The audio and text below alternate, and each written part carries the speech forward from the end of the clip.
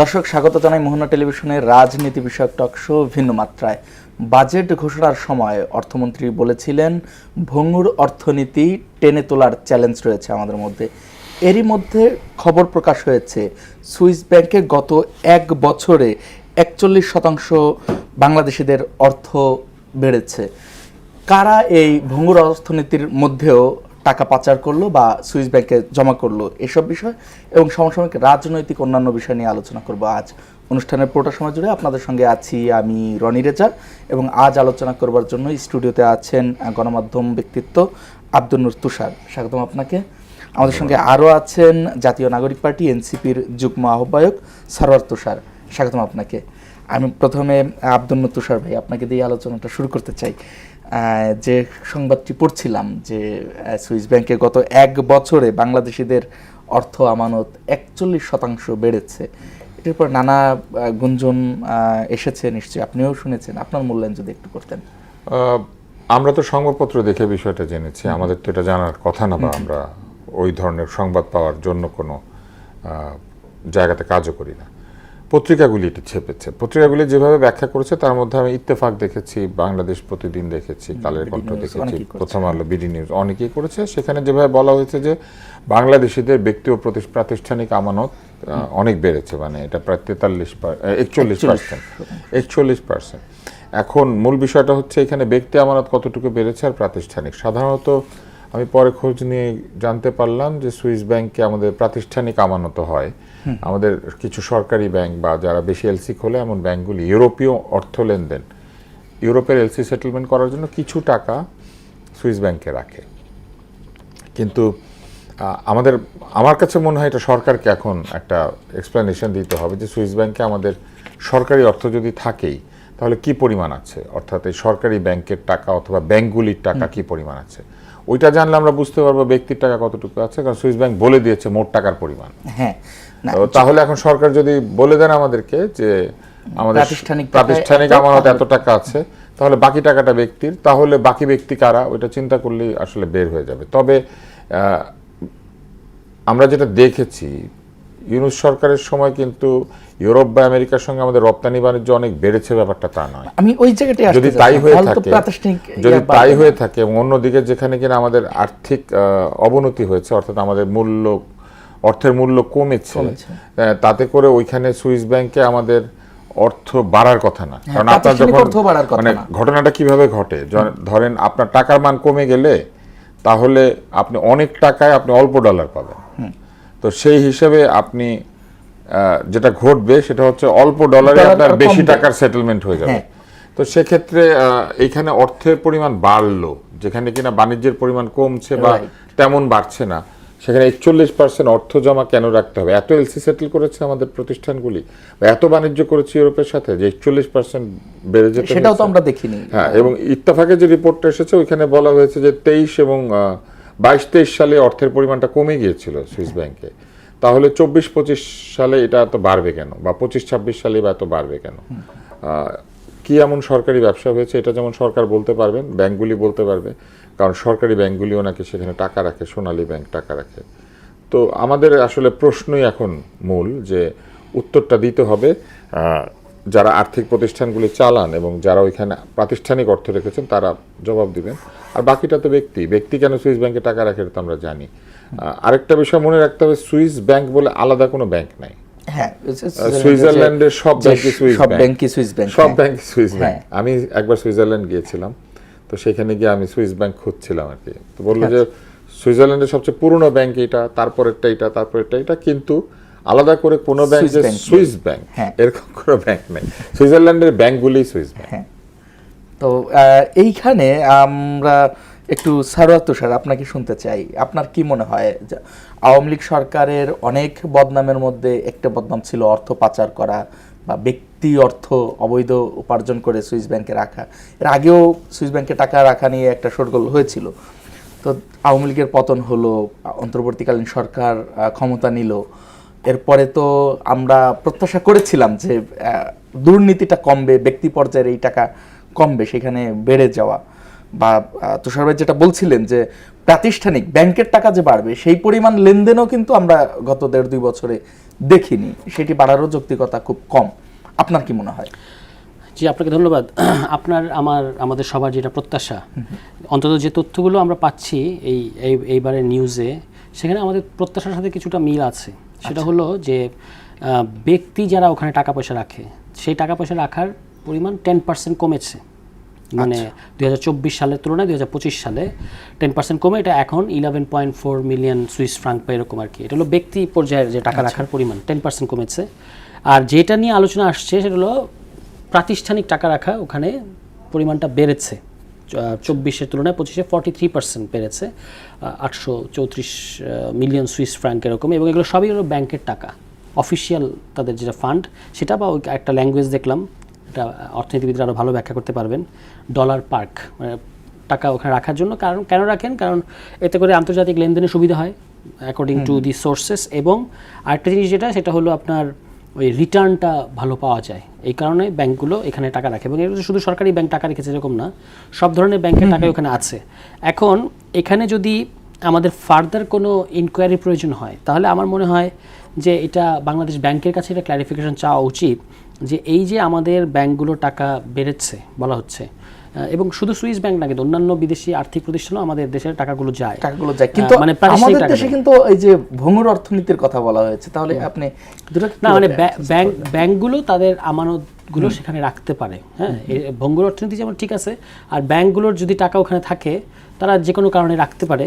এখন যেটা আমাদের জানতে হবে সেটা হচ্ছে যে এটা মানে রাখার সুনির্দিষ্ট কারণ কি, এবং বাংলাদেশের ব্যাংকগুলো আসলে সুইস ব্যাংকে কেন টাকা রাখে, এটা বাংলাদেশ ব্যাংক চাইলে এটা ক্ল্যারিফিকেশন করতে পারে, এটা খুব বড় ব্যাপার না। কিন্তু যেভাবে আমাদের এখানে প্রথমে নিউজটা আসলো গতকালকে বাংলাদেশের মিডিয়াগুলোতে, টাকা পাচার বা বাংলাদেশিদের টাকা, এটা কিন্তু ব্যক্তি বাংলাদেশিদের টাকা না, বাংলাদেশের টাকা অবশ্যই, ব্যাংকগুলোর টাকা। এবং এটা টাকা পাচার সেরকম মনে হচ্ছে না, কারণ এখানে এখন যারা টাকা পাচার করে তারা সুইস ব্যাংক বা সুইজারল্যান্ডের ব্যাংকগুলোতে টাকা রাখাটা কম প্রেফার করে, কারণ হচ্ছে এখন ওখানে তথ্য পাওয়াটা অনেক সহজ এবং আরও অনেক কড়াকড়ি হয়েছে, এই কারণে তারা সাধারণত অ্যাভয়েড করতে চায় এরকম।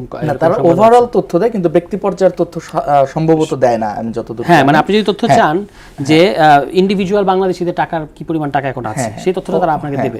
এই জন্য এখন অনেকে মানে যারা পাচার টাচার করে তারা আসলে এখন এটাকে কম প্রেফার করে বলে এরকম খবরে আছে। এখন এখনকার যে ইস্যুটা, এটা আসলে প্রাতিষ্ঠানিক এবং একটা নিয়মতান্ত্রিক বিষয়। বাকিটা বাংলাদেশ ব্যাংকের বা ব্যাংকগুলোর উচিত, আমাদের যেহেতু ফার্দার একটা কনফিউশন তৈরি হচ্ছে এখানে, পরিষ্কার করা যে হ্যাঁ আমরা টাকা রেখেছি এবং এই পারপাজে আমাদের টাকাগুলো ওখানে আছে। বা যদি এটা মানে সমস্ত বৈধভাবে ব্যাংকের প্রাতিষ্ঠানিক টাকা যদি থাকে, আমাদের এখন দেশের যে অর্থনৈতিক অবস্থা, তাতে সেই টাকাগুলো আনলে আমাদের অর্থনীতির মঙ্গল হবে কিনা, নাকি যেহেতু ব্যাংকগুলোই সিদ্ধান্ত নেবে যে তাদের টাকা কোথায় থাকবে না থাকবে, আনলেই তো অর্থনীতি মঙ্গল হয়ে যায় না? ব্যাপারটা তো অর্থনীতি তো এভাবে কাজ করে না। একটা ব্যাংকের মানে দায় এবং সম্পদ, এটা ডিস্ট্রিবিউশনে তাদের নিজস্ব পলিসি থাকে। হ্যাঁ, যে তাদের যারা তাদের কাছে টাকা রেখেছে, এটা হলো তাদের ব্যাংকের দায়। আবার ওইগুলোকে ব্যাংক বিভিন্ন জায়গায় খাটিয়ে যেভাবে লাভ করে সেটা হচ্ছে তার সম্পদ। এখন তার এগুলোকে সে কিভাবে কোথায় রাখবে, এটা তো প্রত্যেকটা ব্যাংকের সুনির্দিষ্ট পলিসি আছে। এটা নিশ্চয়ই আপনার চাইলেই কেউ একটা কিছু খামখেয়ালিভাবে করে ফেলতে পারবে সেটা না। আমি ব্যাংকিং পলিসির কথাই জিজ্ঞেস করেছি। ঠিক আছে, সেটা তো ধরেন এটা সংশ্লিষ্ট ব্যাংকগুলো কিংবা বাংলাদেশ ব্যাংকের তারা বলতে পারবে যে যদি তারা মনে করে যে এই মুহূর্তে এই টাকাগুলো, যেমন ধরেন আপনার এই যে 834.2 মিলিয়ন সুইস ফ্রাঙ্ক, যেটা 43% বৃদ্ধি, এটার 90% হচ্ছে কমার্শিয়াল ব্যাংকগুলোর টাকা। মানে এই পরিমাণের 98.6, মানে বাকি থাকে কত 1.4% হলো ব্যক্তি টাকা, আর 98.6% হলো আমরা কমার্শিয়াল ব্যাংকের টাকা। তাই এই কমার্শিয়াল ব্যাংকগুলোর টাকা তারা ব্যাংকগুলো যদি মনে করে যে তাদের এখন প্রয়োজন, তাদেরই তো টাকা, তারা তো মানে প্রাতিষ্ঠানিক কিংবা বৈধ প্রক্রিয়া আনতেই পারে টাকা। ধন্যবাদ আপনাকে। আব্দুল মুত্তাসির ভাই, পুশিন নিয়ে অনেক আলোচনা হচ্ছে, একটি অস্থিরতা বিরাজ করছে। এর মধ্যে ভারতে নিযুক্ত ইসরায়েলের রাষ্ট্রদূত রিউভেন আজার বলেছেন যে বাংলাদেশে হামাসের তৎপরতা তথ্য তাদের কাছে আছে, এজন্য ইসরায়েল নজরদারি করছে। ব্যাপারটি আপনি কিভাবে দেখছেন? আচ্ছা, আসেন আমরা আগের সুইস ব্যাংকের ইস্যুটা একটু আলাপ করি। প্রথম হচ্ছে সুইস ব্যাংকে লাভের জন্য টাকা কেউ রাখে না। সুইস ব্যাংকে সাধারণত 0.01% থেকে সর্বোচ্চ 1.5% ইন্টারেস্ট দেয়। আচ্ছা, তো সুইস ব্যাংকে যারা টাকা রাখে তাদের টাকা আসলে লাভের জন্য কেউ রাখে না, ইন্টারেস্ট রেট অনুযায়ী বা লাভ অনুযায়ী এটা এত লো যে এটা খরচ তার চেয়ে বেশি ওই টাকা রাখার। লোকে সুইস ব্যাংকে টাকা রাখে মূলত দ্রুত সেটেলমেন্ট করার জন্য, কুইক পেমেন্টের জন্য, অথবা তার টাকা যেন কেউ হাত দিতে না পারে। মানে আপনি একবার সুইজারল্যান্ডে টাকা ঢুকালে আপনি ছাড়া ওই টাকা বের করার কোনো উপায় নেই। তো সেই জন্য তো আমাদের প্রতিষ্ঠানগুলি টাকা রাখে, যেটা আমি বলেছি, সেটা হচ্ছে এলসি সেটেল করা, পেমেন্ট সেটেল করা, এইসবের জন্য। এবং ডলার পার্ক করার জন্য আসলে এর চেয়ে ভালো জায়গা আছে, কিন্তু এখানে যেটা তারা খোলে এটা এক ধরনের নস্ট্রো অ্যাকাউন্ট মেনটেন করে। মানে এটা হচ্ছে যে লেনদেনের অ্যাকাউন্ট, টাকা ঢুকবে বেরোবে, এই জন্য কিছু টাকা সেখানে রেখে দেয় দ্রুত সেটেলমেন্টের জন্য। তো সেইটাই আমার জানার ইচ্ছা ও আগ্রহ, যে বাংলাদেশ এত কি ব্যবসা করেছে ইউরোপের সাথে যে তার টাকা ইউরোপে বেশি জমা রাখতে হয়েছে বা সুইস ব্যাংকে রাখতে হয়েছে। তো এটার উত্তর বাংলাদেশ ব্যাংক দিবে অথবা নির্দিষ্ট ব্যাংকগুলি দিবে। বাংলাদেশের সরকারি ব্যাংকের মধ্যে সবচেয়ে বেশি টাকা নাকি রাখে সোনালী ব্যাংক। তো তাহলে সোনালী ব্যাংক বলবে কত টাকা রেখেছে, বা সরকারি টাকা কত রেখেছে, প্রতিষ্ঠান কত টাকা রেখেছে। আর এর বাইরে যা পুরাটাই তো ব্যক্তির। এখন যেটা বলা হয়েছে যে ব্যক্তির জমা কমেছে, তো ব্যক্তির জমা কমে থাকলে সেটাও আমরা জানবো তখন যে ব্যক্তির জমা কমে গিয়েছে কিনা। কিন্তু আমার কাছে মূল জায়গাটা যেটা মনে হয়েছে সেটি হচ্ছে যে একদিকে বলা হয়েছে অর্থনীতি ভঙ্গুর, অর্থনীতি চলছে না, তারপরে আমাদের আমদানি কমেছে, রপ্তানিও কমেছে। হ্যাঁ, তো আমদানি ও রপ্তানি দুইটাই যদি কমে এক অর্থে অন্যান্য বছরের তুলনায়, তাহলে ওইখানে বেশি টাকা রাখতে হবে কি কারণে? মানে আপনার লেনদেন কম, সেটেলমেন্ট করছেন, অথচ বেশি টাকা নিয়ে ওইখানে রাখছেন কেন? এটা নিশ্চয়ই জানতে হবে। এছাড়া আর কিছু আমার জানার নাই, বা আমাদের কারোই জানার নাই, কারণ পুরোটাই আমরা সংবাদপত্র থেকে জানছি অথবা নিজেরা একটু খুঁজে টুজে জানার চেষ্টা করছি। এরপরে যে প্রশ্নটা করেছেন হামাস, আমি যখন ছোট, আমরা ইউনিভার্সিটিতে পড়ি মাত্র, তখন ইন্টারন্যাশনাল হোস্টেল আছে না ঢাকা বিশ্ববিদ্যালয়, তখনও সেইখানে হামাস অ্যাক্টিভিস্টরা পড়তে আসতেন। প্যালেস্টাইনিরা প্রচুর বাংলাদেশে পড়তে আসতেন, এখনও আসেন, বিভিন্ন দেশ থেকে আসেন তারা। এবং আমাদের এখানে যে এশিয়ান ইউনিভার্সিটি ফর ওমেন আছে, উইমেন আছে, সেখানে তারা আসেন, তারপরে বিভিন্ন জায়গা থেকে আসেন। সেরকম আমাদের ঢাকা ইউনিভার্সিটিতে পড়তে আসতেন। আমি শুনেছি এখন মেডিকেলেও তারা পড়তে আসেন, বাট আমাদের সময় সেটা অত ছিল না, ডেন্টালে ছিল, সরকারি মেডিকেলে ছিল না। কিন্তু তখন আমি আমাদের লিফটে দেখতাম যে আমাদের লিফটের মধ্যে হামাসের স্টিকার আছে। আর হামাসকে সন্ত্রাসী সংগঠন এটা তো ভারত মনে করতে পারে বা ইসরায়েল মনে করতে পারে, কিন্তু বাংলাদেশ তো আর তাকে সন্ত্রাসী সংগঠন মনে করে না। ফলে এইখানে অ্যাক্টিভিটি বাড়ছে মানে কি, এটাকে মানে আমি ঠিক বুঝি নাই আসলে। কারণ আমি তো তখনই দেখেছি, অত বছর আগে তারা স্টিকার দিত, লিখতো যে হামাস একটি বিশ্বাস, তারা লিখতো আর কি। তো আমি ঠিক জানি না এটা তাই কেন, মানে তারা যে নজরদারির কথা বলছে, এইটা কূটনৈতিকভাবে বাংলাদেশে এটা নজরদারি করার কি আছে? তারা ওপেনলি এখানে পড়তে আসেন, সেখানে যারা প্যালেস্টিনিয়ান আসেন তারা অনেকে ওই সংগঠনটার মেম্বার থাকেন। এটা আমি তখন দেখেছি ইন্টারন্যাশনাল হোস্টেলে আমি নিজে দেখেছি আর কি। এটা কিন্তু এখনকার কথা না, এটা 89, 90, 91 সালের কথা। তো এতদিন পরে এসে নজরদারিতে আছে, তো এত বছর ধরেই তাহলে নজরদারিতে আছে। আমার প্রশ্নটা সেইটা, I am not taking any part, মানে আমি কারো পক্ষ নিচ্ছি না, কিন্তু প্রশ্নটা হচ্ছে যেটা 89, 90 সালে আমি দেখেছি, এটা আবার নতুন করে নজরদারিতে আছে, এটা বলার কি আর কি? আমি জানি না। এই কথাটা বলা এখন কূটনৈতিক শিষ্টাচার, তারা বলতেই পারেন, এটা শিষ্টাচারের কিছু নাই। এক একটা দেশে তারা কিছু নিয়ে উদ্বিগ্ন হলে বলতে পারেন, আমরা বলতে পারি না? আমরাও ওখানে যদি কোনো কিছু এরকম আপত্তিকর জিনিস দেখে আমরাও বলতে পারি। ওনাদের কাছে আপত্তিকর মনে হয়েছে, ওনারা বলেছে, আমাদেরও মনে হলে আমরা বলবো। আচ্ছা, জি, ধন্যবাদ আপনাকে সারওয়ার তুষার। আপনাদের চট্টগ্রামের দুজনের বিরুদ্ধে অভিযোগ আসার পরে শোকজ করা হয়েছে, কিন্তু আমার প্রশ্ন হলো যে এনসিপি রাজনৈতিক দল হিসেবে আত্মপ্রকাশ করবার পরে নানা ভাঙচুরের মধ্য দিয়ে গিয়েছে এবং আপনাদের অর্জনও আছে, এর মধ্যে এই ধরনের কমপ্লেইন আপনাদের রাজনীতিতে কতটা বাধা হতে পারে?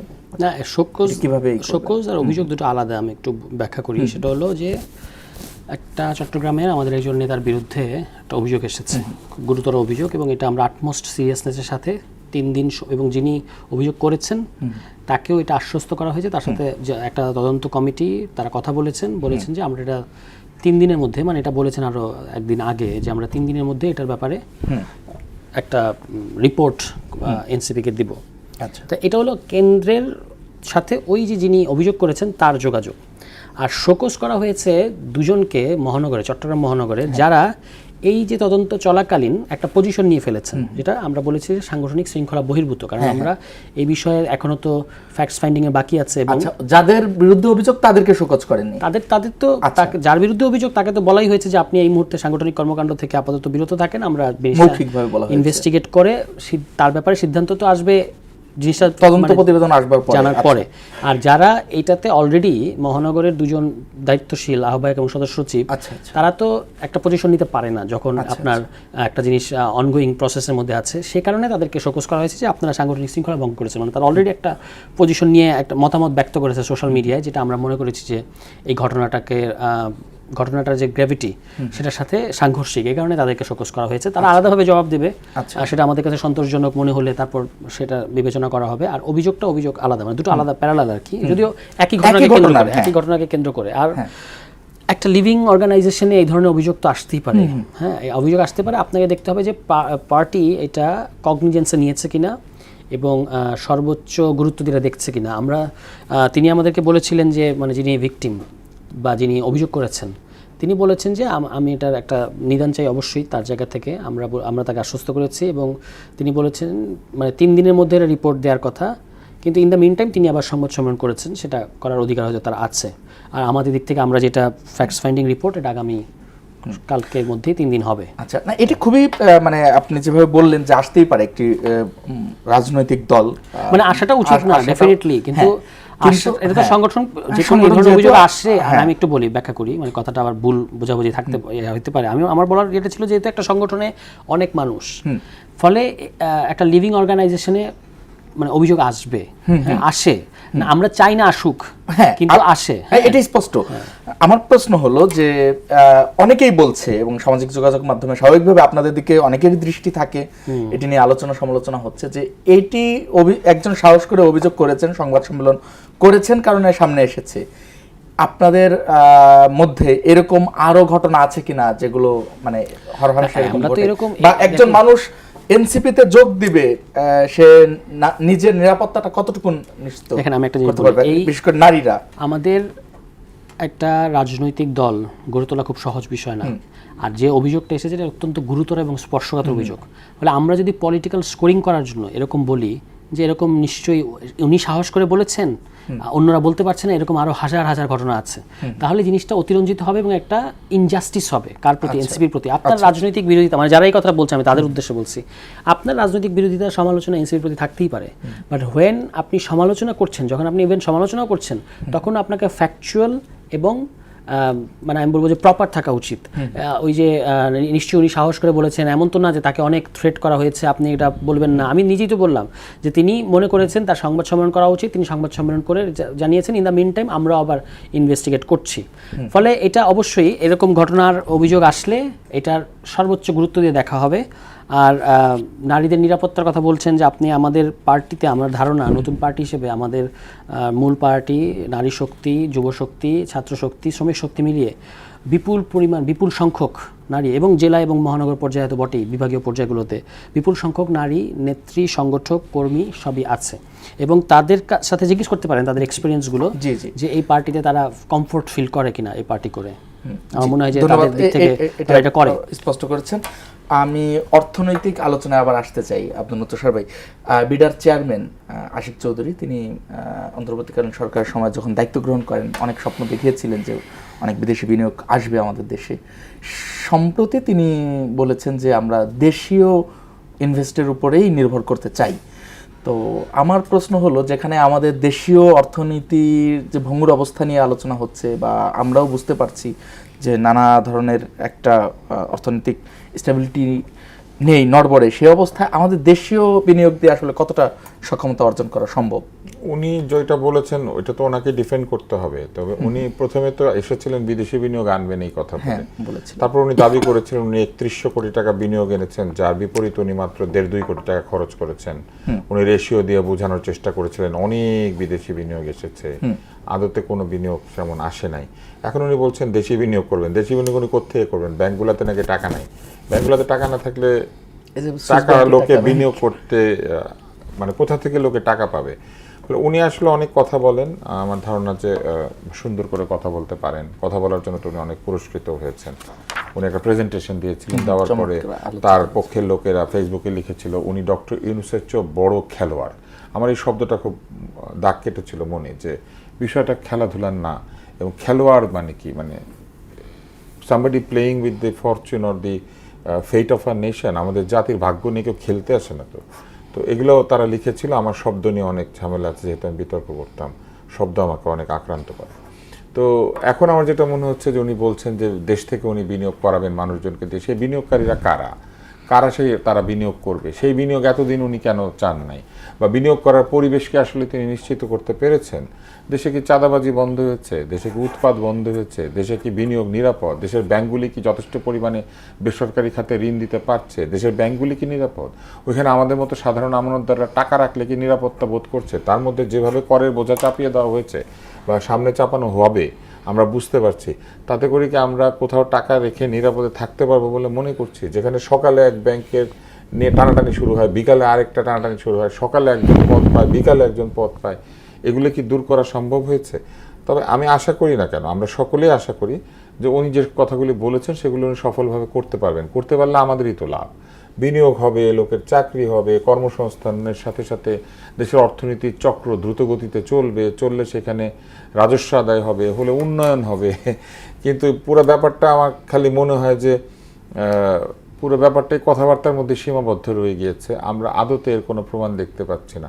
উল্টো ব্যবসায়ীরা বলছেন তারা লোক ছাঁটাই করবেন, সামনে এআই এর চ্যালেঞ্জ এসে উপস্থিত হচ্ছে, বলা হচ্ছে যে বহু জায়গাতে আমাদের কাজকর্ম কমে যাবে, আমাদের ফ্রিল্যান্সাররা বহু কাজ এরই মধ্যে আগের মতো করতে পারছেন না, কারণ লোকজন এআই দিয়ে কাজ করিয়ে নিচ্ছে। তো এরকম অনেক কিছু কিন্তু সামনে চ্যালেঞ্জ আছে। এই সকল কিছু কিভাবে মোকাবেলা করবেন, এটার যদি একটা পূর্ণ পরিকল্পনা উনি আমাদের সামনে উপস্থাপন করতেন, আমরা বিষয়টা বুঝতে পারতাম, আস্থা রাখতে পারতাম। কিন্তু এখন তো আমার কেন জানি মনে হয় যে কোনো একটা পর্যায়ে উনি হেলমেটের মধ্যে লিখবেন অনেক বিনিয়োগ, লিখে আবার একটা লাভ দিবেন, দিলে গিনেস বুকে রেকর্ড হবে, এছাড়া কি হবে? আচ্ছা, জি ধন্যবাদ আপনাকে।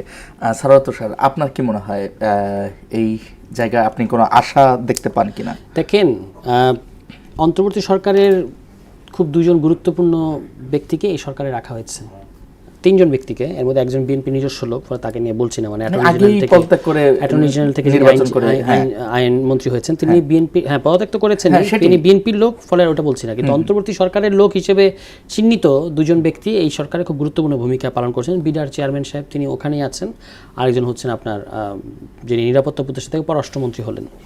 এখন অন্তর্বর্তী সরকার আমলে হঠাৎ করে বিনিয়োগ সম্মেলন হলো, অনেক কিছু হলো, কিন্তু আমরা কিন্তু জানতে পারি নাই, তখন আমাদের এটা প্রশ্ন ছিল, এখনও এটা প্রশ্ন, যে কত টাকার বিনিয়োগ আসলে বাংলাদেশে আসছে।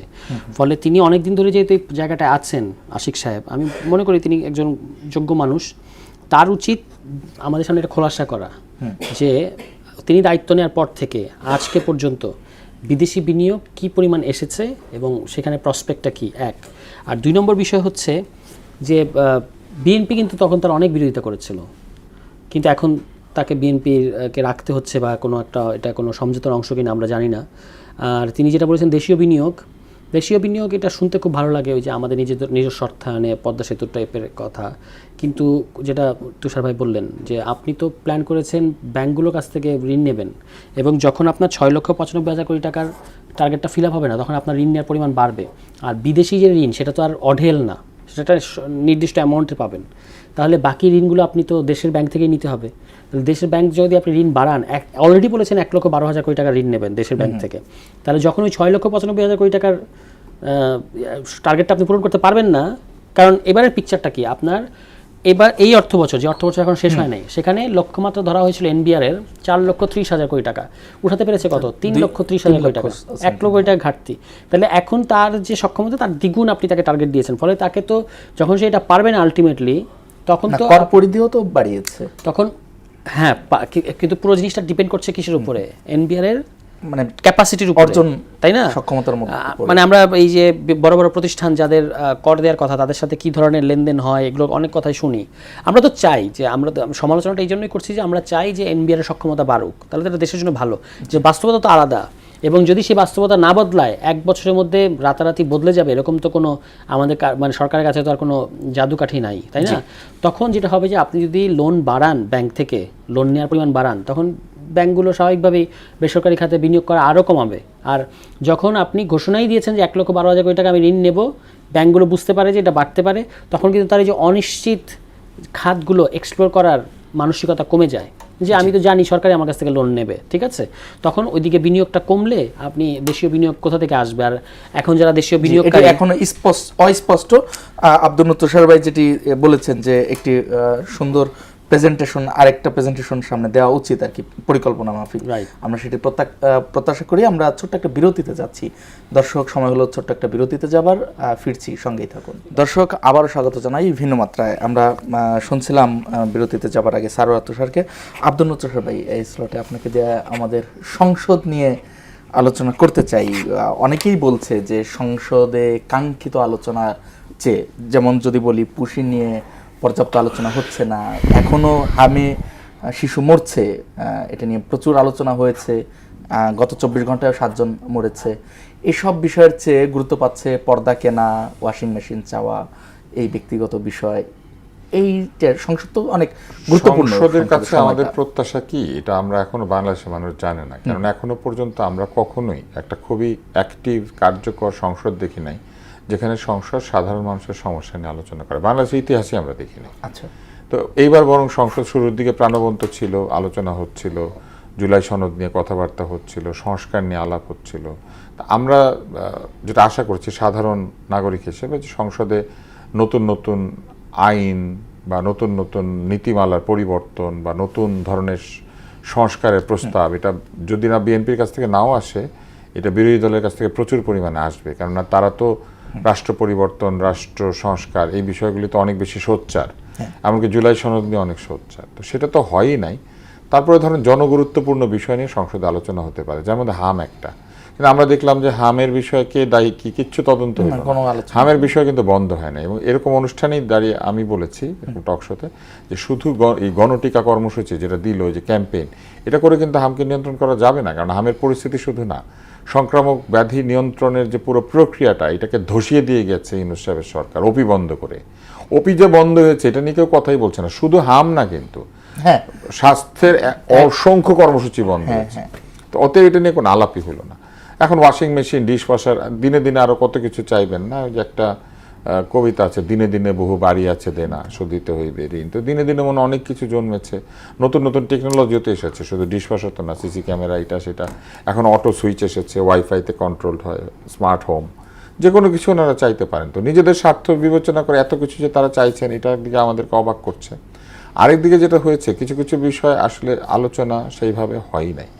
যেমন ধরেন, আমাদের কিছু ইন্ডিপেন্ডেন্ট কমিশন করা খুবই জরুরি, সেই আলোচনাগুলো সংসদে তেমন একটা হয় নাই। আমাদের কিছু কিছু জায়গাতে প্রচলিত রীতিনীতির পরিবর্তন করে নতুন আইন বা নতুন সংস্কার করা প্রয়োজন, যেখানে জনগণের অধিকার আরও অধিক মাত্রায় নিশ্চিত হবে, সেগুলো নিয়ে তেমন কোনো আলোচনা হয় নাই।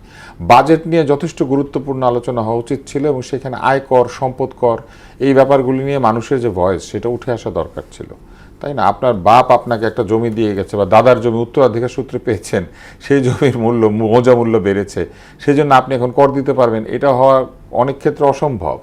কেননা মৌজা মূল্য নির্ধারিত হয়েছে মনে করেন 1 বছর আগে, 2 বছর আগে, 5 বছর আগে, আর এই জমি আপনি পেয়েছেন মনে করেন আপনার দাদার সূত্রে স্বাধীনতা যুদ্ধের আগে, অথবা আপনি পেয়েছেন বাপের সূত্রে স্বাধীনতা যুদ্ধের পরে। তো সেই জমির মৌজা মূল্য বেড়ে গিয়েছে, তার মানে আপনার খাতে বেশি সম্পদ আছে। তো সেই সম্পদের জন্য যদি আপনাকে এখন কর দিতে হয়, আপনার সে আয় নাই, আপনি ওই পরিমাণ আয় করেন না। তা আপনি কি জমি বিক্রি করে 30% জমি বিক্রি করে নাকি এক ভদ্রলোক আর্জেন্টিনার না জার্মানির পতাকা বানিয়েছে? এখন কি আমরা 30% জমি বিক্রি করে সম্পদের পতাকা বানায় সেটা গিয়ে দিয়ে আসবো আয়কর দপ্তরে? এই জিনিসগুলো যে অবাস্তব, শুধু কর আদায় করার জন্যই এটা করতে হবে, এইসব অদ্ভুত ইনোভেটিভ নিয়ম কানুন, এইগুলো তো সংসদে আলাপ হইতে হবে। কর ব্যবস্থাটাকে প্রস্তাব করে কিন্তু আসলে সরকারের কাছে এনবিআর এর লোকজনই গিয়ে সরকারকে বুঝায় যে এইভাবে করলে স্যার বেশি কর আদায় হবে, এবং এটা নিয়ে আলোচনা চলে। তাহলে রাজনৈতিক সরকারকে বা বিরোধী দলকে বুঝতে হবে যে তারা যে প্রস্তাবটা দিয়েছেন জনগণের কাছে এটা কতটুকু গ্রহণযোগ্য হবে। তাহলে ওই জায়গাটা নিয়ে আলাপ হতে পারতো না, কিন্তু সেটা কিন্তু আলাপ হয় নাই। তো এরকম অনেক জায়গা আছে যেগুলি নিয়ে কোনো আলাপ হচ্ছে না। এই জায়গাগুলি পরিষ্কার না হলে মানুষ 3 মাসের মধ্যে কর দিতে হবে। আয়কর যারা দেন ওই লয়াররা পর্যন্ত ভালো করে বুঝতে পারতেছেন না আসলে কি করতে হবে এবং করতে হবে না, মানে যারা হিসাব করে। আর আমাদের মতো অল্প টাকা যাদের আছে তারা তো আসলে আমরা বুঝতে পারতেছি না যে কোনটা সম্পদ। অদ্ভুত একটা ব্যাপার বলা হয়েছে, উপহার হিসেবে আপনি কিছু পেলে ওটার মূল্য দিতে হবে। আমাদের সমাজে না, শুধু সারা দুনিয়াতে উপহারের মূল্য ছিঁড়ে দেয় লোকে, হ্যাঁ তাই না? তো আমি উপহার পেয়েছি, এখন কোন উপহারটার মূল্য আমি আসলে দিব? মনে করেন আমি যদি এখন একটা সারোয়ার তুষারকে পাঞ্জাবি কিনে দিই, আজকাল ঢাকা শহরে পাঞ্জাবি পাওয়া যায় 26,000 টাকা দামের। এই 26,000 টাকা দামের পাঞ্জাবি, একটা দোকান আছে ওখানে নাকি আরো বেশি, 70,000 টাকা দামের পাঞ্জাবি নাকি পাওয়া যায়। জীবনে আমি এগুলো গায়ে দিই, আমি জানি না, আমি শুনেছি। তো এই 70,000 টাকা দামের যে পাঞ্জাবি পাওয়া যায়, সারোয়ার তুষারকে কেউ ভালোবেসে দিয়ে গেল, এখন এটা সম্পদ হিসেবে বিবেচিত হবে কিনা, ওই টাকাটা সে ঘোষণা করবে কিনা আয় হিসাবে, ওটার উপর কর দিবে কিনা, এটা একটা বিষয়। সোনা দানা এরকম হলে ভাই আমাকে পাঞ্জাবি দিলেও তো নেব না। হ্যাঁ, তারপর ধরেন স্বর্ণ উপহার দেয়। এইবার আমি আপনাকে বলি, কয়েকদিন আগে এক চ্যানেলের মালিক স্বর্ণের কলস উপহার দিয়েছেন একজন নায়িকাকে। আর এই নায়িকার এই স্বর্ণের কলস ওজন কত, সেই কি এটার জন্য কর দিবে কিনা, দিলে কতটুকু দিবে, এখন এইটার উপহার মূল্য আসলে কত? আচ্ছা, বলেছে 22 ক্যারেটের সোনা দিয়েছে 18 ক্যারেটের, আমি কি এখন গিয়ে উপহার পেলে মনে করে সোনার আংটি পেয়েছি, ওইটা গিয়ে ঘষা দিয়ে পরীক্ষা করবো এটা 22 ক্যারেট না 18 ক্যারেট? মানে এই জায়গাগুলো যে কতটা অবাস্তব, এই অবাস্তব জায়গাগুলি মানুষকে এখন দেওয়া হয়েছে। মানুষ এখন কি করবে? বছরে কি 3 মাস ব্যস্ত থাকবে তার এই কি পেলো না এটা গোনাগুনতি করার জন্য? বরং এই কর আদায়কে আরো সহজতর করা যেত যদি মানুষকে বোঝানো যেত যে তার আয়ের উপরে যুক্তিসঙ্গত কর আরোপিত হচ্ছে, এটা যদি সে শুরুতেই দিয়ে দেয় তাহলে সে উপকার পাবে।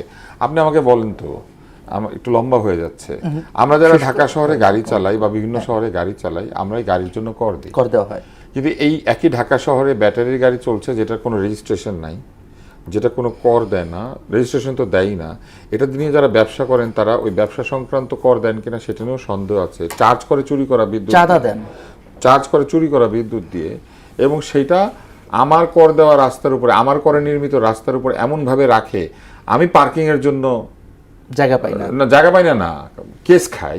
আচ্ছা, তো সে যে রং পার্কিং করে সে কোনো কেসও খায় না, তাকে যে কেস দিবে সেটা কোনো নাম্বার নেই। আজকে আমি আকিজ আমদানিকৃত একটা 3 হুইলার দেখেছি, তারা সেটা আমদানি করেছে, বিদেশ থেকে ব্যবসা করছে, অথচ এটার কোনো রেজিস্ট্রেশন নাই, এটার পিছনে কোনো নাম্বার নাই। কয়েকদিন আগে আমি একটা সরকারি গাড়ি দেখেছি যেটার পিছনে লেখা আছে চেসিস নাম্বার এত। আপনি আমাকে বলেন তো, চেসিস নাম্বার পরীক্ষা করার কোনো সুযোগ আছে এতে কারো পক্ষে? মানে নাম্বার প্লেটের জায়গায় চেসিস নম্বর লেখা আছে চেসিস নাম্বার এত এত এত। আচ্ছা, চেসিস নাম্বার কারো মানে গাড়ির আইডি হইতে পারে, এটা চেসিস নাম্বার এত।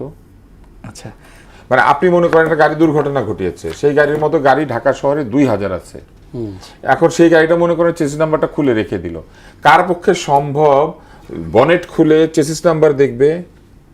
পুলিশ দাঁড় করে রাস্তায় রাস্তায় বনেট খুলে চেসিস নাম্বার পরীক্ষা করবে? আর আমি যখন অভিযোগ করতে যাব, আমি লিখলাম চেসিস নাম্বার এত আমাকে ধাক্কা দিয়ে গিয়েছে, এইটা পুলিশ কি করে বাইর করবে কোন গাড়ির চেসিস নাম্বার কোথায় আছে? ওটা তো এখনো রেজিস্ট্রেশন হয় নাই, এই জায়গাটা সরকার রেজিস্ট্রেশনই হয় না। নজর দেওয়া দরকার। মানে এইগুলা হচ্ছে বাংলাদেশে চোখের সামনে। আপনি একদিকে বলবেন যে মানুষের কাছ থেকে এই সিস্টেম সেই সিস্টেম করে, মানে আধুনিক করে মানুষকে আমি কর নিব, আমি কর দিয়ে যদি এই দেখি রাস্তার মধ্যে, তা আমি কি কারণে কর দিব? ওয়াই? আমার টাকা দিয়ে আপনি এআই এর ক্যামেরা কিনে আমাকে জরিমানা করছেন, অথচ এআই এর ক্যামেরার সামনে দিয়ে ব্যাটারি রিক্সাগুলো চলে যাচ্ছে, আমার গাড়িকে ধাক্কা দিয়ে তার কোনো জরিমানা হচ্ছে না। Why would I pay the tax? আচ্ছা, জি, আমরা মিরপুর শহরে, এই মিরপুরের এই উপশহরে মোহাম্মদপুরে সবচেয়ে বেশি ব্যাটারি রিক্সা। কি কারণে? শুধু ব্যাটারি রিক্সা না, পুরা 1 নম্বর মিরপুর 1 নম্বর সার্কেল থেকে শুরু করে একেবারে শাহালির মাজার পর্যন্ত ওই রাস্তাটা অলমোস্ট একটা সাইডে 200 ফিট, তার মধ্যে 150 ফিট দখল করে নিয়েছে হকাররা। আমি পৌর কর দেই কি হকার দেখার জন্য? ওখানে বাজার আছে না সিটি কর্পোরেশনে, আমি ওখান থেকে যাওয়ার সময় যে প্রত্যেক দিন জ্যামে আটকে থাকছে, আমার যে সময় অপচয় হচ্ছে, সেই সময়ের মূল্য তো ডেফিনেটলি ওই হকারের সময়ের চেয়ে বেশি। সারোয়ার তুষার যদি আজকে একটা ইউনিভার্সিটিতে পড়ায় তার সময়ের মূল্য আর যে হকার ওইখানে ব্যবসা করছে তার সময়ের মূল্য কি এক? সে জায়গা মতো গিয়ে পৌঁছাতে পারতেছে না ওই হকার রাস্তা দখল করে রাখার জন্য। Of course there should be rule of law, but rule of law should be equal for all. আপনি যে লোক যেটা সমাজে বেশি কন্ট্রিবিউট করছে তার রাস্তা বন্ধ করে রেখে আপনি যদি বলেন যে আমি এখন দরিদ্র উদ্ধার করছি, দরিদ্র উদ্ধার করার জন্য জায়গা আছে, আপনি সেখানে নিয়ে যাবেন তাদেরকে, সেইখানে আপনি তাদেরকে থাকতে দিবেন। হকারের কাছ থেকে জিনিস কেনার জন্য আমরা পয়সা খরচ করে ওখানে যাবো, কারণ এখানে সস্তায় জিনিস পাওয়া যায়। হকার বলেই তো আমাদেরকে সস্তায় জিনিস দেয়। সেই সস্তা জিনিস পাওয়ার জন্য কি আপনি সরকারের খরচ করে দামি রাস্তা বন্ধ করে রেখে দিবেন এবং সে তারপরে বলবেন যে তুমি রাস্তার কর দাও, গাড়ির কর দাও, গাড়ি থাকলে অগ্রিম কর দাও, অগ্রিম কর থাকলে সেটা বাড়াই দিব। আচ্ছা, জি, সরকার নিশ্চয়ই এই বিষয়গুলো বিবেচনা করবে। আমরা একটু সারাত স্যারকে শুনি। সারাত স্যার, সংসদে আপনারা যাদের সঙ্গে আছেন, বিরোধী জোটের সঙ্গে, তো বিরোধী জোট নির্বাচনের আগে নানা সময় নানাজন বলেছে যে আমরা যদি জনগণ সুযোগ দেয়, এমপি নির্বাচিত হই, সরকারি সুযোগ সুবিধা নেব না, বা এরকম অনেক কিছুই নতুন বলেছে যেগুলোতে জনগণ আশ্বস্ত হয়েছে। কিন্তু এখন দেখছি তারাই বেশি কিছুদিন পর পর যে সুবিধা চাচ্ছে নিজস্ব, এটাকে আপনি কিভাবে দেখছেন? যে ঘটনাটা কেন্দ্র করে বললেন, ওই যে ওয়াশিং মেশিন আর পর্দার সম্ভবত সব মিলেই সব তো চাওয়াই হয় কিছুদিন পর মানে এটা খুবই আনফরচুনেট যে যেটা মাননীয় স্পিকার বলেছেন যে এটা হাউস কমিটিকে আপনি বলতে পারেন, আপ্যায়ন কমিটি আছে, হাউস কমিটি আছে, লাইব্রেরি কমিটি আছে, প্রত্যেকটা আলাদা আলাদা কমিটি আছে। যেহেতু এখানে প্রত্যেকটা সেকেন্ডের জন্য বাংলাদেশের জনগণকে পে করতে হয়, কাজে যখন ওই যে যিনি ফ্লোর নিচ্ছেন তিনি সরকারি দলের হন আর বিরোধী দলের হন, তাকে এটা মাথায় রাখতে হবে যে এটা জনগণের জন্য স্বার্থ রক্ষা করার জন্য আমরা এখানে এসেছি। জনগণের যেটা সমস্যা সেটা বলবো, আমাদের সমস্যা না। আমাদের সমস্যা থাকতে পারে একটা যদি সরকার একটা অ্যালোকেশন থাকে সরকারি ওয়াশিং মেশিন, সেটা চাইতে দোষ নাই, কিন্তু সেটা হাউস কমিটির কাছে চান, এটা হচ্ছে আমার বক্তব্য। এবং এর পাশাপাশি আরও কিছু অপ্রয়োজনীয় কথা আসছে পার্লামেন্টে বোথ এন্ড থেকে। সরকারের দলকেও কিন্তু আপনাকে ছাড় দিতে পারবেন না। সরকারি দলের 2-3 জন আমরা বেশি কথা বলতে দেখি বলে বাকিরা যখন মুখ খোলার চান্স পায় তারাও কিন্তু আমাদের জন্য একটা বিব্রতকর পরিস্থিতি তৈরি করে। যেমন মাননীয় স্পিকার কিন্তু বারবার বিরক্তি প্রকাশ করলেন এই যে মুতা বিবাহ, ধরেন একজন সরকারি সদস্য তিনি মুতা বিবাহের প্রসঙ্গ তুলেছেন, এটা কি পার্লামেন্টে আলোচনার বিষয়? এবং পার্লামেন্টে একটা রেওয়াজ আছে, যিনি পার্লামেন্টে উপস্থিত নাই, যিনি এটা এসে কথা বলতে পারবেন না, স্পিকার তাকে নিয়ে আলাপ করা যাবে না, কিন্তু করেছেন।